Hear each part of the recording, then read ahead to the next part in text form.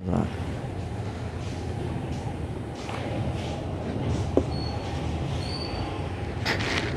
الحمد للہ نحمده ونستعینه ونستغفره ونعوذ باللہ من شرور انفسنا ومن سیئات اعمالنا من يهده اللہ فلا مضل له ومن يضلل فلا هادی له واشهد ان لا الہ الا اللہ وحدہ لا شریک له واشهد ان محمدا عبده ورسوله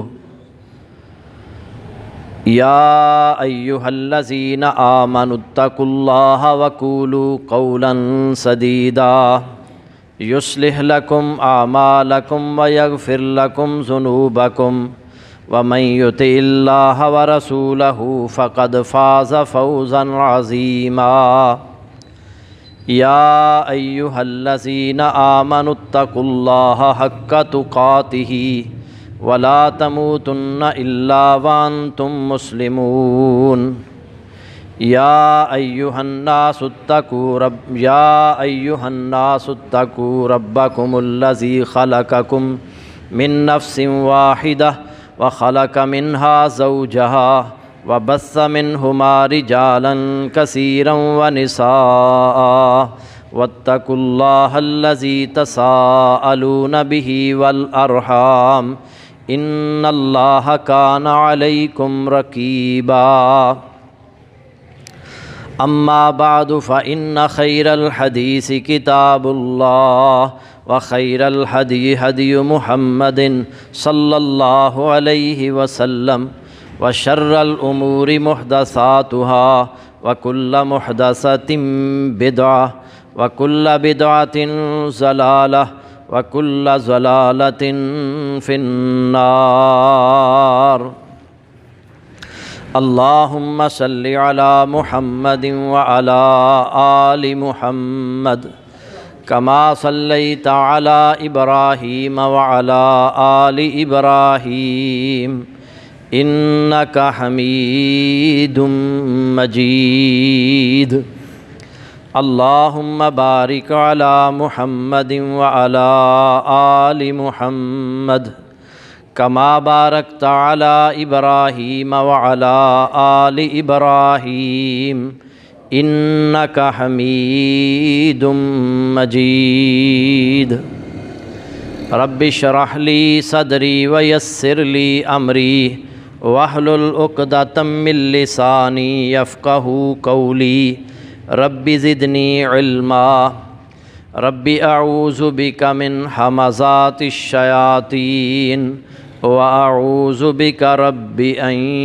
یحضرون قال اللہ تعالی فی الکلام المجید والفرقان الحمید اعوذ باللہ من الشیطان الرجیم واجتنبوا قول الزور سورۃ الحج آیت نمبر 30 واجتنبوا قول الزور اور جھوٹی بات سے بچو۔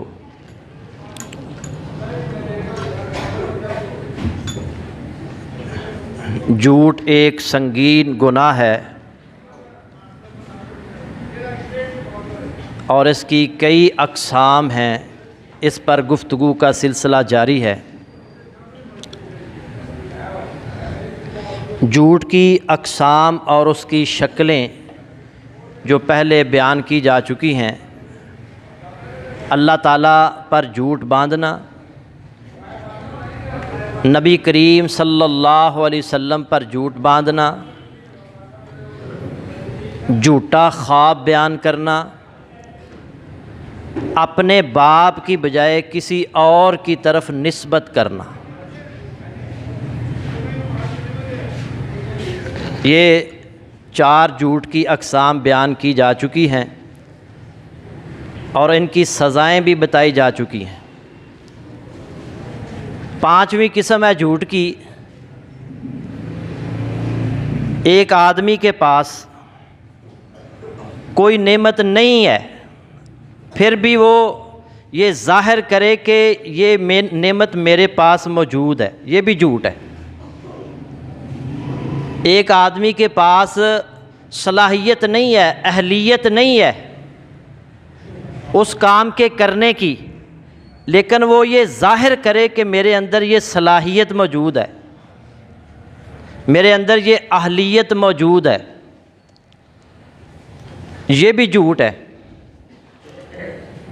نبی صلی اللہ علیہ وسلم سے حضرت اسماء رضی اللہ تعالی عنہا روایت کرتی ہیں کہ ایک عورت نے عرض کی، یا رسول اللہ صلی اللہ علیہ وسلم ان لی ذرۃً، اے اللہ کے رسول میری ایک سوکن ہے، فہل علی جناح، کیا مجھ پر کوئی گناہ ہے، ان تشبعت من زوجی غیر الذی یؤتینی، کہ میں اپنے خاوند سے وہ پا لینے کا اظہار کروں جو اس نے مجھے نہیں دیا، یعنی اپنی سوکن کے سامنے خاوند کے بارے میں یہ کہوں کہ فلاں چیز اس نے مجھے دی ہے، حالانکہ اس نے وہ چیز مجھے نہیں دی۔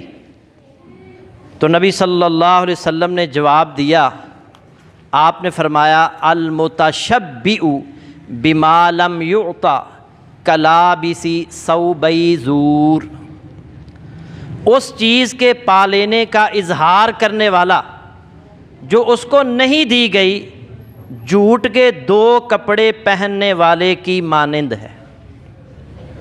اب اس کی وضاحت آج ہمارے معاشرے کے اندر یہ جھوٹ بڑا عام ہو چکا ہے۔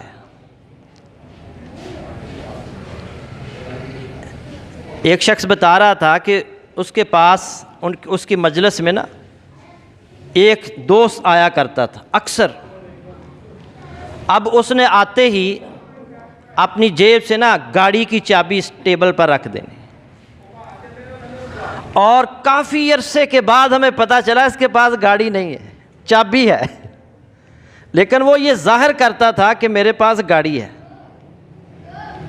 اسی طرح ایک وکیل دوست کے پاس میں بیٹھا ہوا تھا، تو ایک آدمی آیا جس نے بالکل وکیلوں جیسا لباس پہن رکھا تھا، جیسے وہ ہائی کورٹ میں ابھی پیش ہو کے آ رہا ہے۔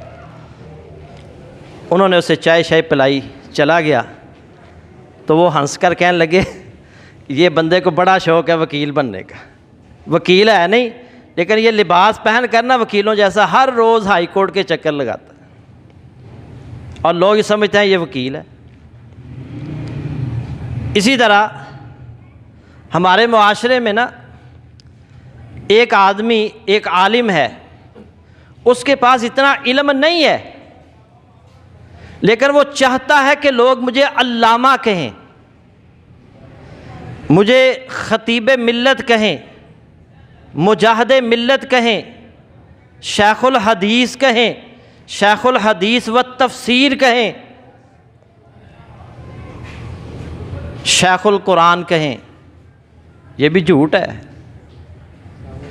اور بعض علماء کو ہم نے ناراض ہوتے دیکھا ہے کہ جب ان کی تقریر کے لیے بلایا جاتا ہے اور اس طرح کے القابات نہ دیے گئے ہوں تو وہ ناراض ہو جاتا ہے، یار تم نے مجھے میرا کوئی تعارف ہی نہیں کرایا، میری کوئی پہچان ہی نہیں کرائی۔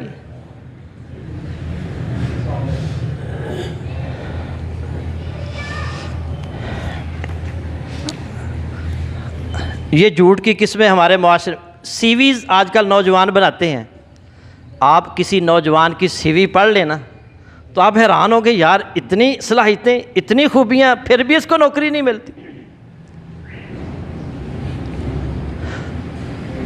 اس کے اندر وہ صلاحیتیں نہیں ہوتی، لیکن اس نے اپنی سی وی میں وہ سب چیزیں لکھ رکھی ہوتی ہیں جو اس کے اندر وہ صلاحیتیں نہیں ہوتی۔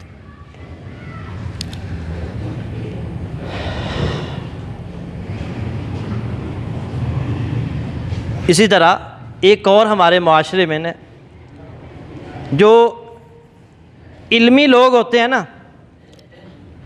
وہ اپنے ماتحتوں سے نا علمی اور تحقیقی کام کروا کے اپنے نام سے شائع کروا دیتے. یہ بھی جھوٹ ہے. تحقیق کسی اور نے کی ہوتی ہے, محنت کسی اور نے کی ہوتی ہے, اس بیچارے کی محنت کو اپنا نام دے دینا, یہ بھی جھوٹ ہے. یہ سب جھوٹ کی قسمیں آج ہمارے معاشرے میں پائی جا رہی ہیں اور لوگ ان کو جھوٹ نہیں سمجھتے. اور اسی طرح بعض بندے جو ہیں وہ نیک نہیں ہوتے, لیکن وہ نیکوں جیسا نا وہ لباس پہن لیتے ہیں. بعض لوگ کسی کا لباس پہن کر یہ ظاہر کرتے ہیں یہ میرا لباس ہے, یہ بھی جھوٹ ہے. اللہ تعالیٰ ان تمام قسم کے جھوٹوں سے ہمیں محفوظ فرمائے. ایک ایک چیز میں نے واضح کر دی ہے, اپنے آپ کو ان تمام جھوٹوں سے بچانے کی کوشش کریں. جو آپ کے اندر صلاحیت ہے بس اسے ظاہر کریں. جو آپ کے پاس نعمت ہے آپ اس کا اظہار کریں. جو اللہ نے آپ کو نعمت نہیں دی, خوبی نہیں دی, لوگوں کے سامنے اس کو ظاہر کرنے کی ضرورت نہیں ہے. اسی طرح ہمارے معاشرے میں ایک اور جھوٹ پایا جاتا ہے, تہمت لگانا. بڑی آسانی کے ساتھ آج ہمارا میڈیا جس کی چاہے پگڑی اچھال دے, کوئی پوچھنے والا ہی نہیں. اور خصوصاً بیچارے سیاستدانوں کی, میں نے بیچارے کا لفظ اس لیے استعمال کیا کہ ان کے علاوہ جو اصل حکمران ہیں ان کے بارے میں کوئی بات کر سکتا ہے؟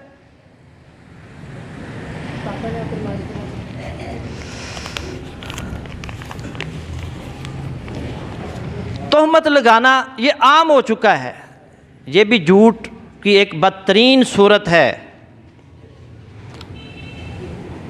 رسول اللہ صلی اللہ علیہ وسلم نے اسے عظیم گناہ قرار دیا ہے اور اس سے بچنے کی تلقین کی ہے.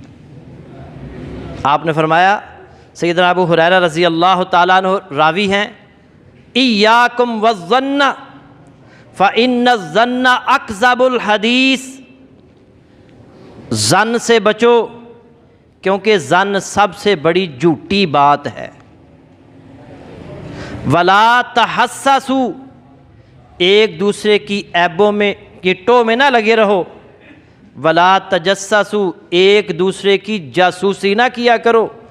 ولا تحاسدوا, ایک دوسرے سے حسد نہ کیا کرو.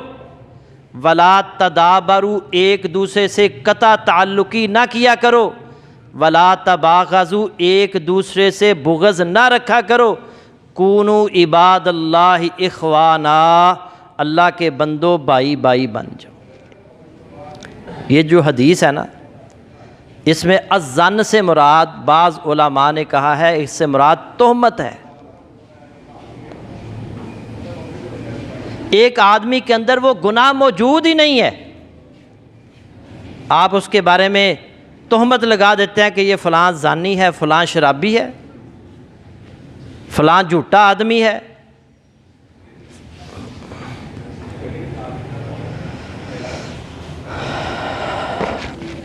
اللہ رب العزت نے قرآن مجید میں بھی سورۃ الحجرات میں فرمایا, یا ایھا الذین آمنوا اجتنبوا کثیرا من الظن ان بعض الظن اثم ولا تجسسوا ولا یغتب بعضکم بعضا. اے ایمان والو, بہت زیادہ گمان سے بچو. ان بعض الظن اثم, کیونکہ بعض گمان گناہ ہیں. ولا تجسسوا, ایک دوسرے کی جاسوسی نہ کیا کرو. ولا یغتب بعضکم بعضا, اور نہ تم میں سے کوئی کسی کی غیبت کرے. جب انسان کے ذہن میں نا کسی کے بارے میں یہ ایک خیال پیدا ہوتا ہے, تہمت پیدا ہوتی ہے کہ فلاں بندہ جو ہے نا یہ اس گلی میں کیوں جا رہا ہے,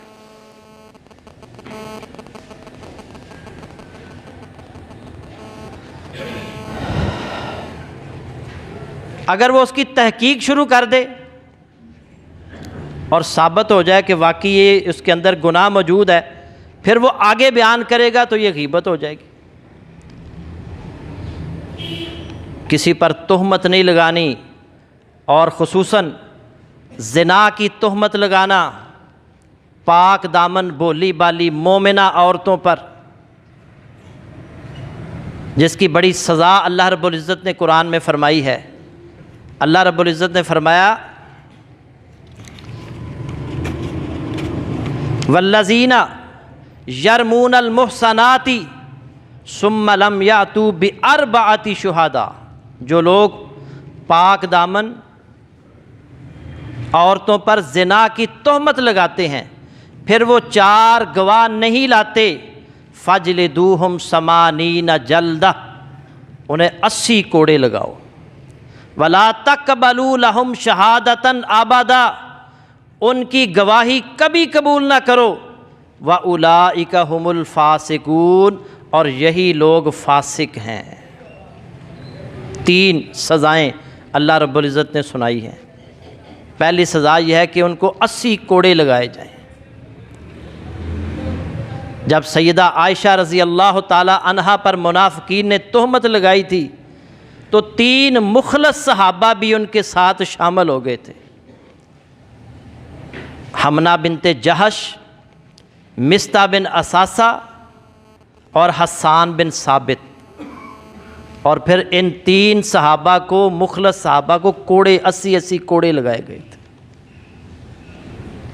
پھر فرمایا وَلَا تَقْبَلُوا لَهُمْ شَهَادَةً أَبَدًا، جو کسی مومنہ عورت پر زنا کی تہمت لگاتے ہیں ان کی کبھی شہادت قبول نہ کی جائے، وَأُولَئِكَ هُمُ الْفَاسِقُونَ، اور تیسری ان کی سزا یہ ہے کہ یہ لوگ فاسق ہیں، فاسق۔ اور جو مومنہ عورتوں پر زنا کی تہمت لگاتا ہے اس پر مسلسل لعنت ہوتی ہے۔ اللہ نے فرمایا ان الذین یرمون المحصنات الغافلات المؤمنات، بلا شبہ جو لوگ پاک دامن بولی بالی ایمان والی عورتوں پر تہمت لگاتے ہیں، لعنوا فی الدنیا والآخرہ ولہم عذاب عظیم، ان پر دنیا اور آخرت میں لعنت کی جاتی ہے اور ان کے لیے بہت بڑا عذاب ہے۔ یوم تشہد علیہم السنتہم وایدیہم وارجلہم، اس دن ان کی زبانیں، ان کے ہاتھ اور ان کے پاؤں گواہی دیں گے بما کانوا یعملون، ان اعمال کی جو ان کے اعمال کی جو وہ کیا کرتے تھے۔ نبی صلی اللہ علیہ وسلم نے فرمایا 7 اجتنبوا السبع الموبقات، 7 ہلاک کر دینے والے گناہوں سے بچو۔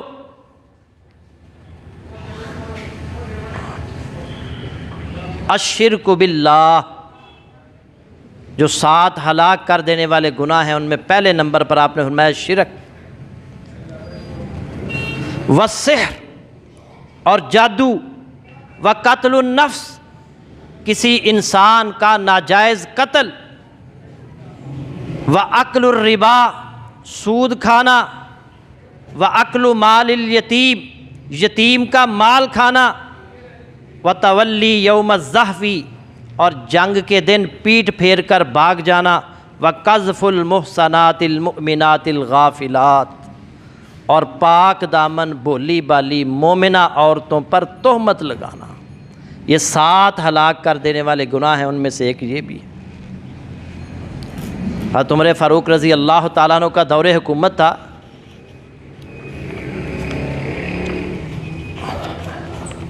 حضرت سعد رضی اللہ تعالیٰ عنہ کوفہ میں امام تھے۔ ان کے متعلق کچھ لوگوں نے حضرت عمر کو شکایت کی کہ یہ نماز صحیح نہیں پڑھاتے، ان پر تہمت لگائی۔ حضرت عمر فاروق رضی اللہ تعالیٰ عنہ نے ان کی جگہ پر حضرت عمار کو وہاں پر بھیج دیا اور انہیں واپس بلا لیا۔ ان سے پوچھا کہ آپ کے بارے میں لوگوں نے یہ شکایت کی ہے۔ انہوں نے کہا اللہ کی قسم میں تو ویسے ہی نماز پڑھاتا تھا جیسے رسول اللہ صلی اللہ علیہ وسلم پڑھاتے رہے ہیں۔ پھر انہوں نے بتایا کہ میں اگر 4 رکعتیں پڑھاتا تھا تو پہلی 2 رکعتوں میں طویل قرات کرتا تھا اور پھر اگلی 2 رکعتوں میں تخفیف کرتا تھا۔ حضرت عمر کہتے ہیں میرا بھی گمان آپ کے بارے میں یہی ہے۔ حضرت عمر رضی اللہ تعالیٰ عنہ نے ان کے ساتھ کچھ لوگوں کو بھیجا کہ جاؤ کوفہ کی ایک ایک مسجد میں جا کر ان کے بارے میں لوگوں سے پوچھو۔ چنانچہ کچھ ساتھی حضرت سعد رضی اللہ تعالیٰ عنہ کے ساتھ کوفہ گئے، ایک ایک مسجد میں گئے، وہاں پر لوگوں نے ان کی تعریفیں ہی کی، مگر بنو ابس کی ایک مسجد تھی، وہاں ایک شخص کھڑا ہوا جس کا نام اسامہ بن قتادہ تھا۔ اس نے ان پر تہمت لگائی، کہنے لگا جی حضرت سعد جو ہے نا، یہ جب جہاد کا دستہ روانہ کرتے ہیں تو خود اس میں شامل نہیں ہوتے، یہ انصاف سے کام نہیں لیتے، یہ مساوات کا خیال بھی نہیں رکھتے۔ 3 الزام لگائے، 3 تہمتیں لگائیں۔ حضرت سعد رضی اللہ تعالی عنہ جو ہیں وہ کہتے ہیں تو اگر ریاکاری کے لیے، دکھلاوے کے لیے کھڑا ہوا ہے نا، تو میں اللہ کے حضور تیرے لیے بد دعا کر رہا ہوں، اے اللہ اگر یہ جھوٹا ہے تو اس کو لمبی جو ہے نا ارذل العمر عطا کرنا، اور اس کو غربتوں اور افلاس میں مبتلا کر دینا، اور اس کو فتنوں میں مبتلا کر دینا۔ یہ 3 بد دعائیں کی حضرت سعد رضی اللہ تعالیٰ۔ اور حدیث کے راوی نے لکھا ہے کہ یہ تینوں بد دعائیں اس کے بارے میں قبول اللہ تعالیٰ نے کی، بڑی لمبی عمر اس نے پائی، اور فتنوں میں اس طرح مبتلا ہوا کہ راستوں میں بیٹھ جایا کرتا تھا بوڑھا ہو کر، اور راستے سے گزرنے والی لڑکیوں کو چھیڑا کرتا تھا، اور غربت و افلاس، انتہائی غربت کی زندگی اس نے گزاری۔ دنیا میں بھی جو کسی پر تہمت لگاتا ہے، یہ ایک جھوٹ بولنا ہے اس کے بارے میں، اللہ رب العزت اس کو دنیا میں بھی سزا دے سکتا ہے اور آخرت میں بھی سزا دے۔ اس کے ساتھ ساتھ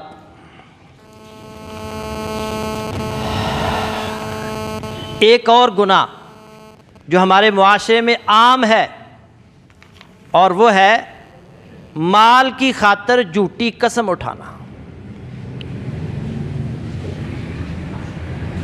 نبی صلی اللہ علیہ وسلم نے فرمایا ثلاثۃ لا یکلمہم اللہ یوم القیامۃ ولا یزکیہم ولہم عذاب علیم۔ 3 آدمی ایسے ہیں جن سے اللہ تعالیٰ قیامت والے دن کلام نہیں کرے گا، انہیں پاک نہیں کرے گا، وَلَهُمْ عَذَابٌ عَلِيمٌ، ان کے لیے دردناک عذاب ہے۔ المسبل، کپڑا لٹکانے والا، ٹخنوں کے نیچے، ٹخنے ننگے رکھنے ہیں مردوں نے، جو اپنا کپڑا ٹخنوں کے نیچے رکھتا ہے، یہ ایک ایسا شخص ہے جس سے اللہ قیامت والے دن کلام نہیں کرے گا، اسے پاک نہیں کرے گا، اور اس کے لیے دردناک عذاب ہے۔ والمنان، اور احسان جتلانے والا، کسی پر نیکی کر کے بعد میں احسان جتلانا، اور تیسرے نمبر پر والمنفق سلعتہ بالحلف الکاذب، جھوٹی قسم اٹھا کر سامان بیچنے والا۔ آج ہمارے معاشرے کے اندر کاروباری حضرات کتنے جھوٹ بولتے ہیں، کاش وہ اس حدیث کو سمجھ لیں، پڑھ لیں۔ نبی صلی اللہ علیہ وسلم فرما رہے ہیں کہ اللہ ان سے کلام نہیں کرے گا، اللہ انہیں پاک نہیں کرے گا، ان کے لیے دردناک عذاب ہے۔ اور اللہ رب العزت نے بھی قرآن میں فرمایا ان الذین یشترون بعہد اللہ وایمانہم ثمنا قلیلا، بلا شبہ جو لوگ اللہ تعالیٰ کے عہد اور اپنی قسموں کے ساتھ تھوڑی قیمت حاصل کرتے ہیں، اولئک لا خلاق لہم فی الآخرہ، ان کے لیے آخرت میں کوئی حصہ نہیں ہے۔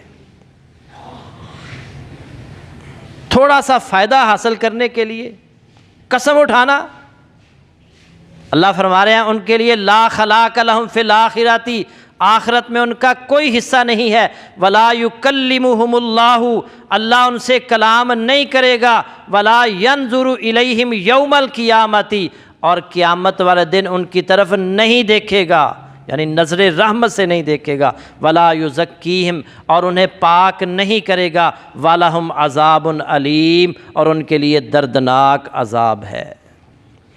اللہ تعالی ہمیں جھوٹ کی ان تمام اقسام سے محفوظ فرمائے۔ مزید انشاءاللہ جھوٹ کی جو اقسام ہے اس پر آئندہ جمعہ میں بھی گفتگو ہوگی۔ اللہ سے دعا ہے کہ اللہ تعالی ہمیں قرآن و حدیث پر عمل کی توفیق عطا فرمائے اور جھوٹ اور اس کی اقسام سے محفوظ فرمائے۔